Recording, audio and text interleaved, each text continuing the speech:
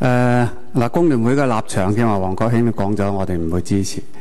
我哋想重申一個理由，好簡單，因為我哋認為即係呢件事而家提利用 PMP 就小題大做，好明顯咧，呢個係一個人事糾紛引發嘅一啲機構內部嘅糾紛。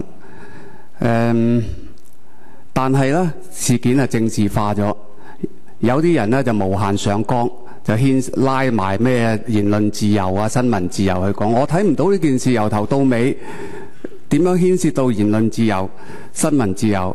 正話范國威議員講得好好啊，雞毛蒜皮。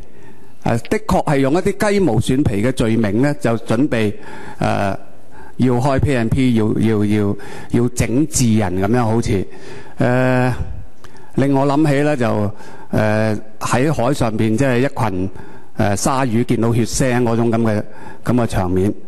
即係立法會係咪真係要去到咁嘅地步咧？呢件事亦都令我諗起咧係。不久以前，其實大家可能都仲有印象，就係葛輝事件嘅鬧劇。呢單嘢係咪同嗰啲即係亦都係同一道理啦？即係因為施永遠先生就話佢感覺到好大嘅壓力，於是乎咧咁就要。有個 PMP 保護之下，佢先至會爆料，先至講嘢。咁啊，同葛輝嗰個講法一樣啦。咁若果你真係理直氣壯嘅，係講嘅嘢係事實嘅，怕乜嘢？俾人哋話你咩講大話，或者係俾人控告你係誹謗先得㗎。